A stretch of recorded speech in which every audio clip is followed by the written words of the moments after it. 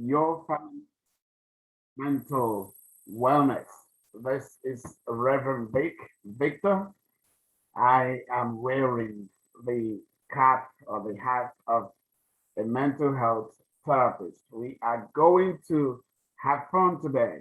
And by the way, for those who are in the US and listening to us, for our fans in the US, uh, happy Thanksgiving. And for those who are not in the US, happy Thanksgiving also to you. Every day should be Thanksgiving Day.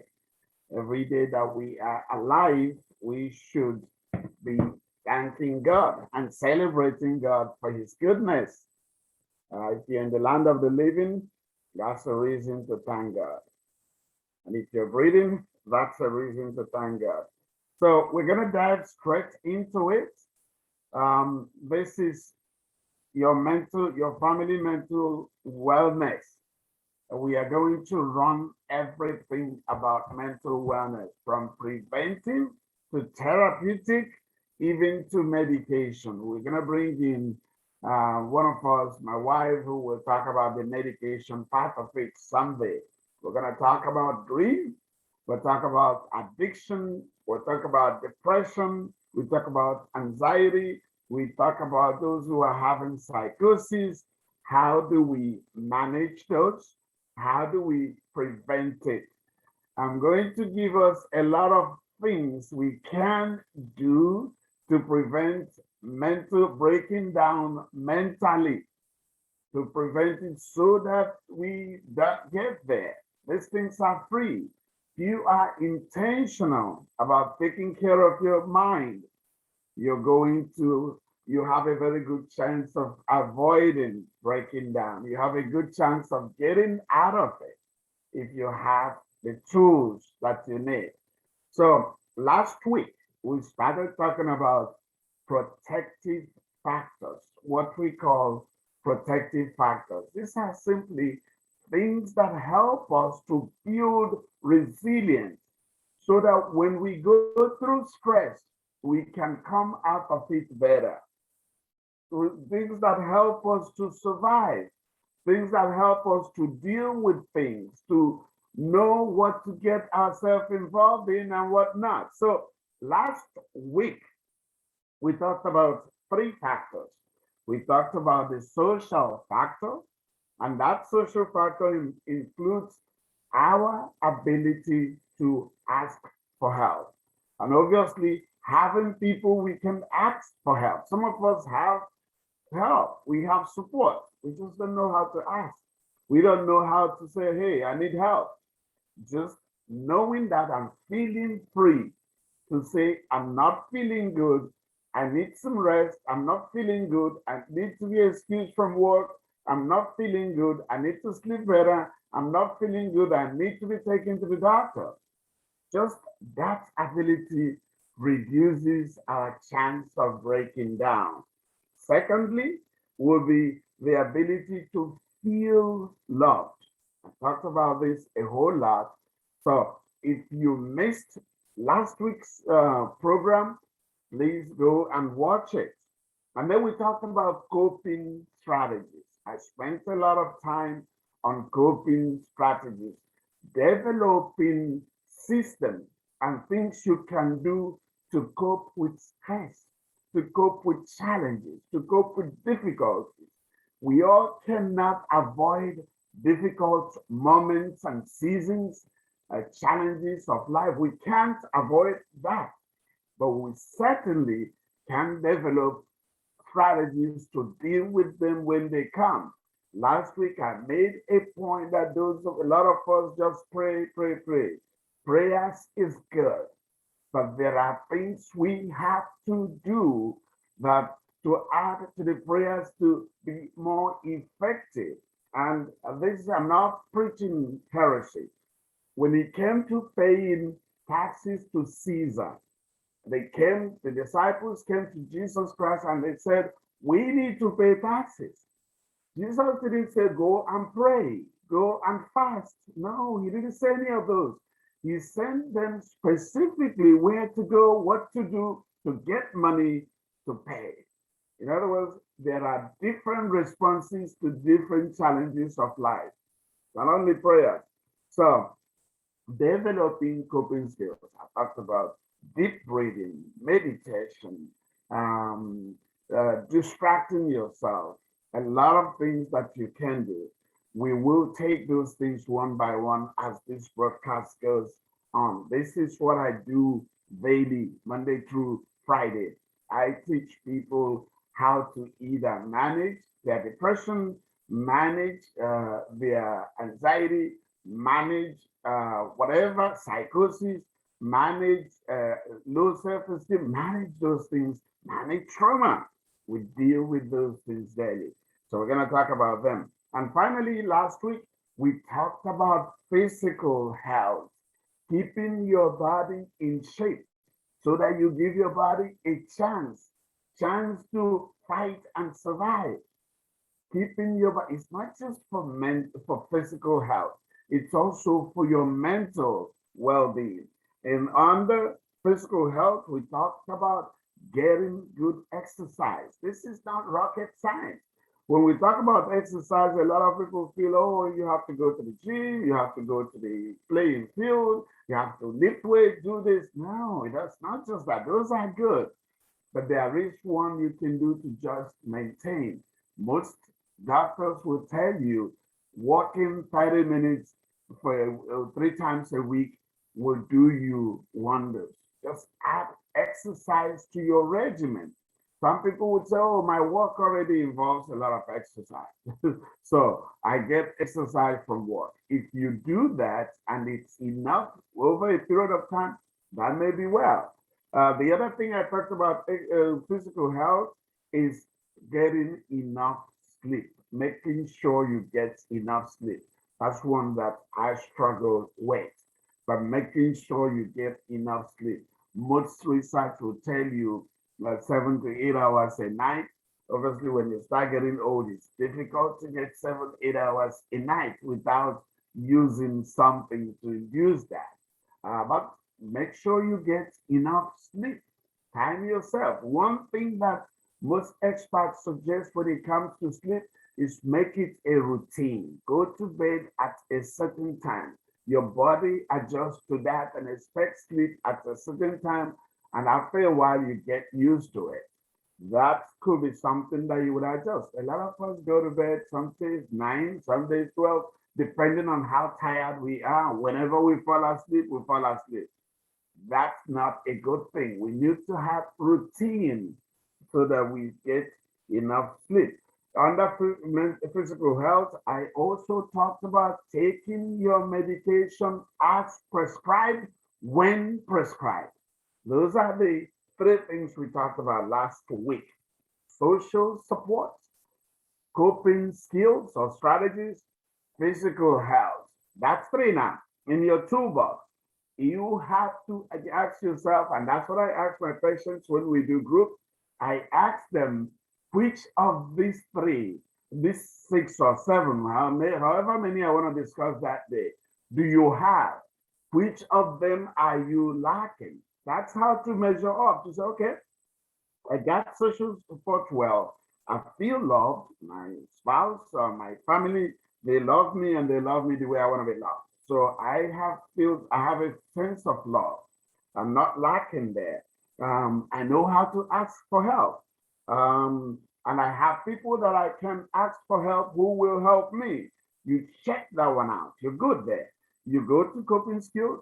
When I'm dealing with stress, what do I do? How do I deal with stress? If you say, okay, you should at least have 3, your go-to and 2 other ones that you use. A lot of us might have prayers as number one, or one that you use. That's just one. What else do you do when you can't pray? What do you do? So if you can't check out 3 on the coping skills that you use, at least 3 effective ones that work for you, then that means you need to work on that to develop coping skills. These are not rocket science. They could just be talking to somebody who knows how to reach me, who knows how to motivate me, who knows how to increase, Empower me when I feel powerless and helpless and hopeless. Just having that person that I can talk to and that person being responsive and available to us when we need it, because that's one thing. You may have someone and the very time you need them, they're not available. But having someone that may be your coping skills.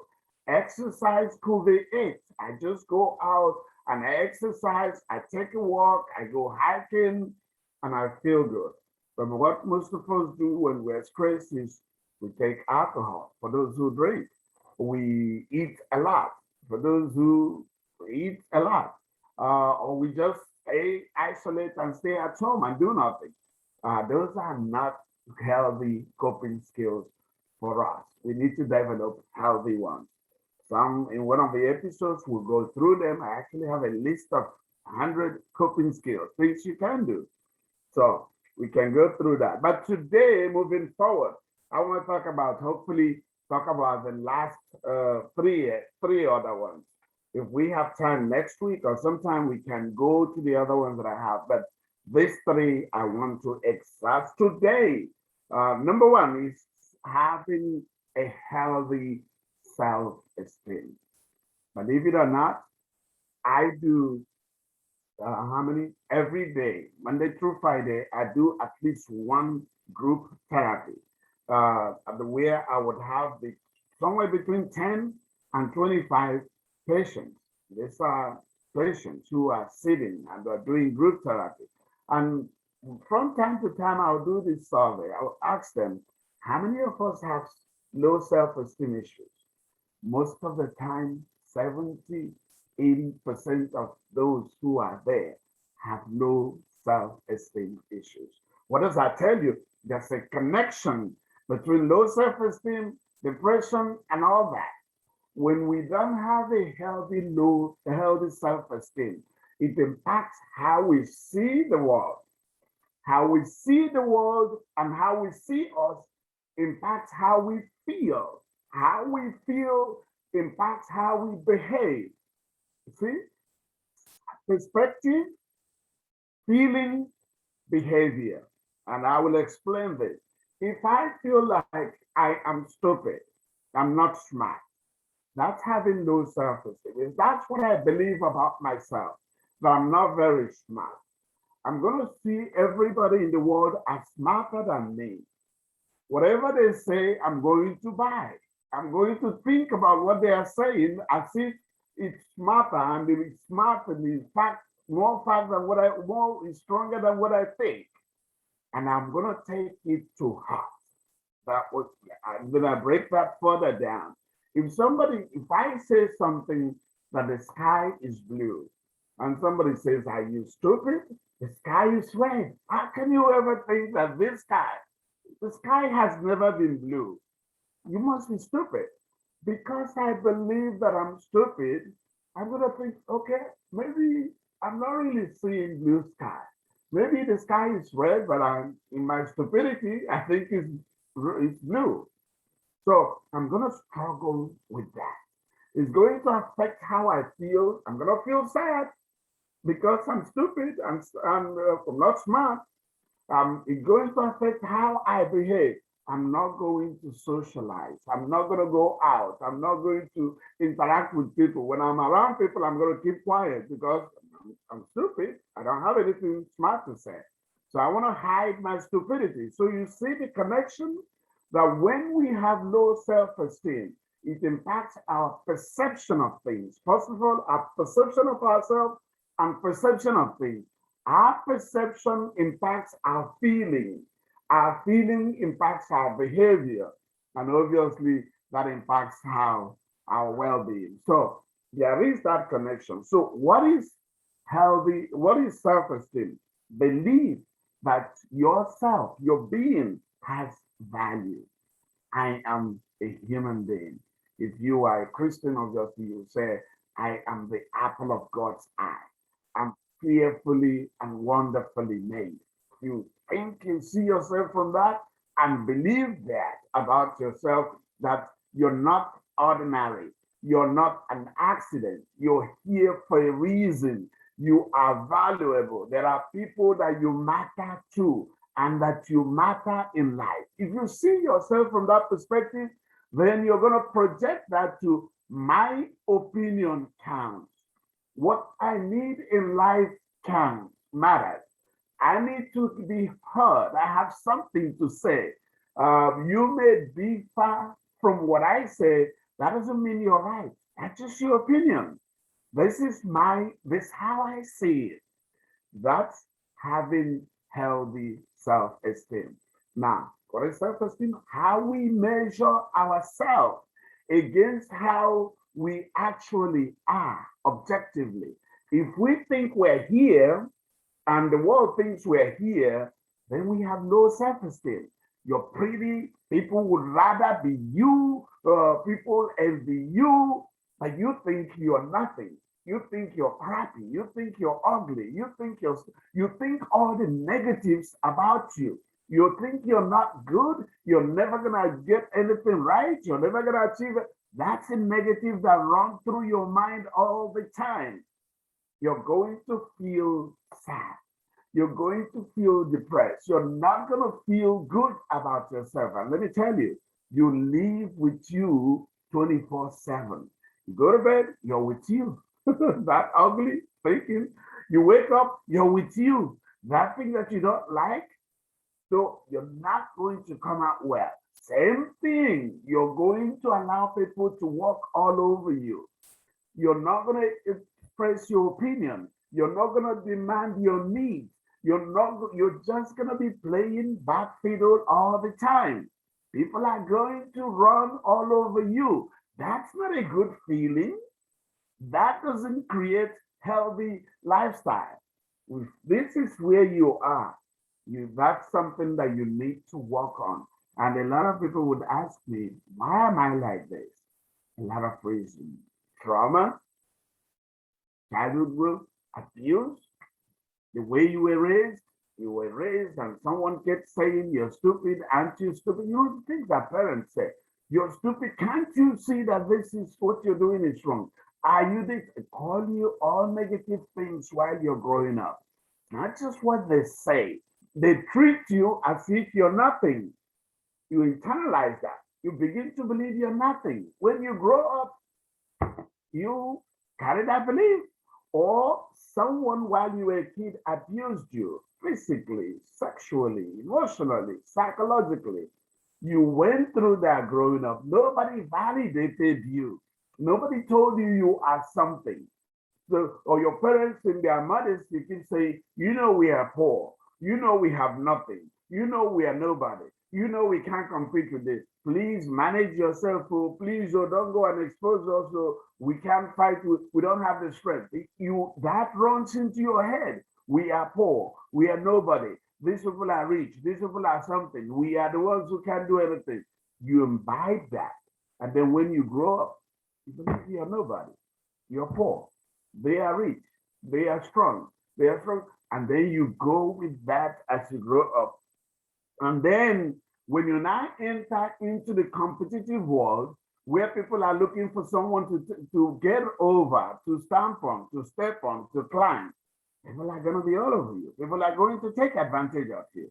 So, and ultimately, you're not going to get your needs met and you will not feel good. And finally, on self-esteem is belief in your ability to overcome. Christians compensate on this by faith. We build our faith that this too shall pass. Now the scripture encourages us, helps us to overcome this. But if you have low self-esteem, whatever confronts you, you're going to believe, this is the end of the world. How am I going to ever overcome this? And then you do nothing about it. So self-esteem would be believe that you have value, that you matter. Secondly, accepting your personal flaws.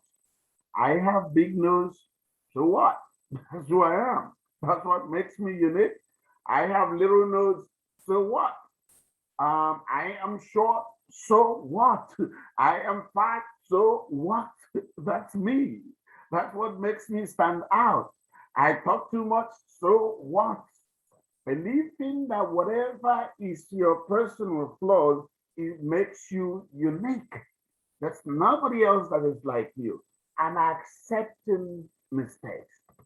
I have, again, as I said that I do surveys, not really scientific survey. I kind of ask my patients periodically, how many of you have made mistakes in life?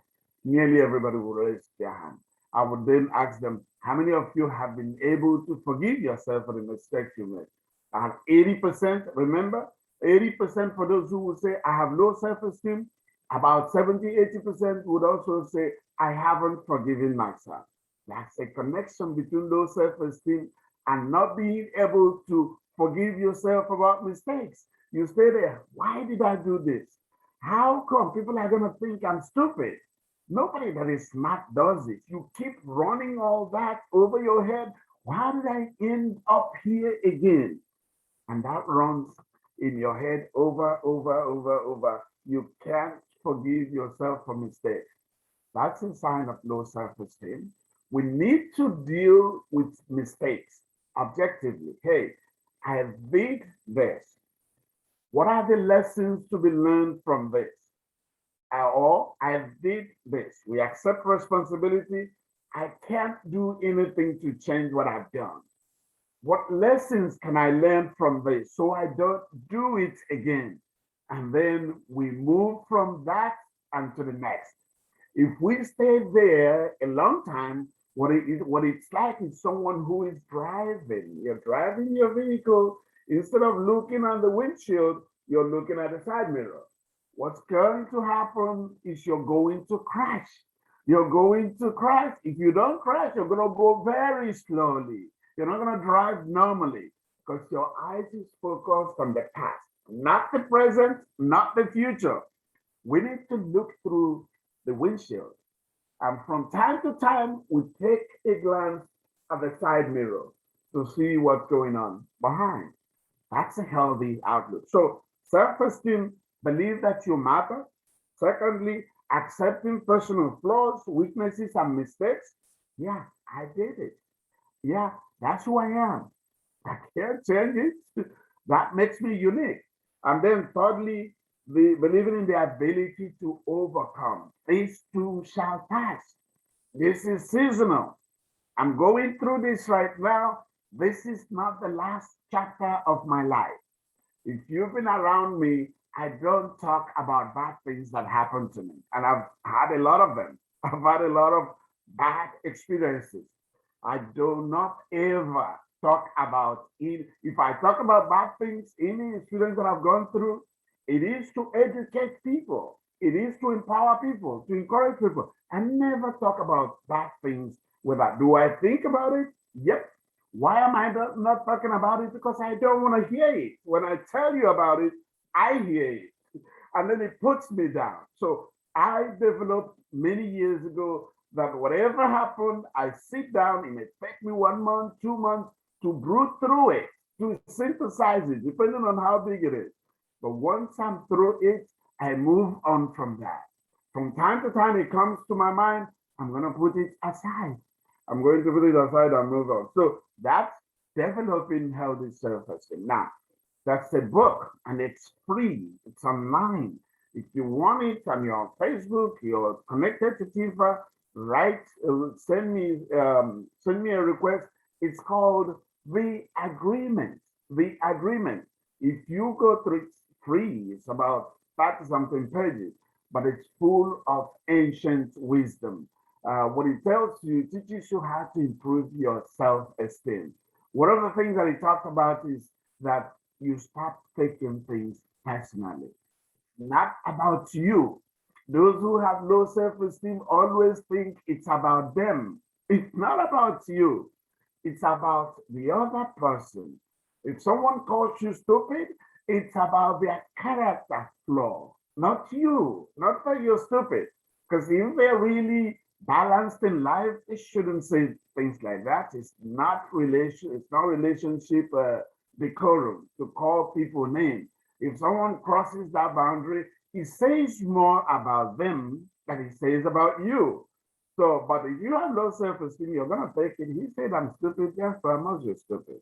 Oh, I know I'm stupid. Oh, he found out I'm stupid. He discovered I must have been acting like me.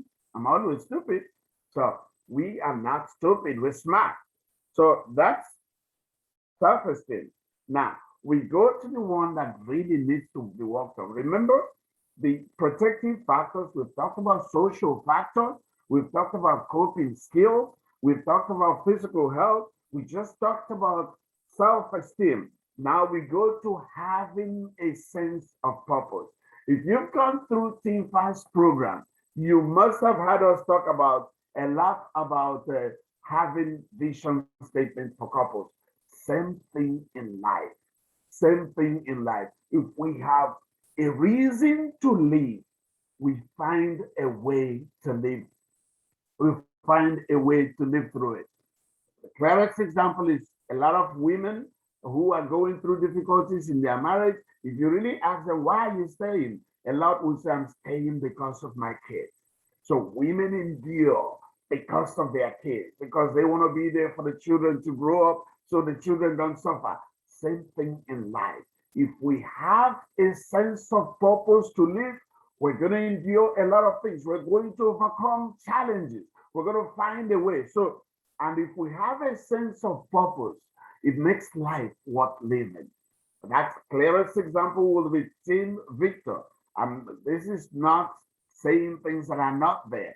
We love what we do, and what we do benefits us, rewards us, makes us feel good.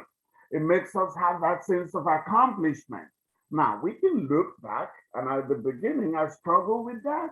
I struggled with, hey, you went to law school, you're supposed to be a big lawyer, you're supposed to be doing this, you were a smart lawyer. How did you and your wife end up here instead of having a big law firm? Because that was a dream. Have a big law firm, establish, have lawyers work under you. That was the career path that we started with. But the bottom line is where we are is rewarding us. We feel we had the law thing, we could have gone there, but we were not feeling relief, we were not feeling rewarded. We feel a sense of accomplishment doing what we are doing. We feel rewarded. We feel happy that we're using the legal language, the legal experience, the legal knowledge that we gain in this field. And a lot of us make the mistake of thinking, oh, because I'm a lawyer, because I'm a nurse, I have to be a nurse. No, no, no, no. School is for knowledge and wisdom. What you get there enhances whatever you do. If you're a teacher, you went to training school for teaching, you're going to teach better than I am. You're going to develop teaching curriculum or content more than I am because that's your background. You don't necessarily have to be a teacher that teaches in school. So having a sense of purpose, what does that mean? Meaningful involvement in work, education, or other roles. Doing things that reward you. Not monetarily. Money is important, but I can tell you that money is nice. It doesn't make you happy. It does not make you happy. Now, understanding your personal values, having value. This is what my essence is. These are my boundaries. I can't do this. It's not me. I'm making sure that that's honored. That's having a sense of purpose. You're here, you haven't found why you are here, why you're here. And if you have children, help them to process why they are here, to always think in terms of purpose. What can I give back? Why am I created? What do I have? What can I do with what God has given me so that I can be valuable? Those things help us to build a sense of resilience. So when we go through difficulties, we don't cave in. When we go through difficulties, we breeze through it. We get the scars, we get the burn, but we survive at the end because we know we have a bigger thing to accomplish than just living. Now, again, about 80-70% of the people that I deal with in the hospital, they are hopeless. And they really don't have a sense of living. Either they've given up hope or they didn't have any in the beginning. So, and when you don't see why you're here, then you don't see why you should be here. Does that make sense? If you don't think I'm here for a reason, then what you're thinking, why am I even going through this difficulty? Why am I good? And that happens to those who are married, those who have no sense of purpose. When things get hard, they say, why should I even be going through this suffering? So a lot of people who are living by themselves, who are not married, they're all doing well. Why am I here? And we both, when we feel that, wow, my time again has come and gone. Thank you all for tuning in. It's so fast this time. I was hoping to finish the third one, but the third one is healthy thinking. I'm gonna breeze through it next week. Just developing healthy thinking, thinking, processing things right, having a healthy perception of things that helps us to deal with situations. Now we talk about social support, coping skills, physical health, self-esteem, sense of purpose, and then healthy thinking. Next week, I'm going to breeze through healthy thinking, and then we go to a more substantive thing. Remember, and thank you for joining us, we're talking about preventive factors, things that can help us not collapse, not go into crisis, and things that can help us survive. Teach them your family. We want to build a happy home. God bless you all. Thank you all for joining. See you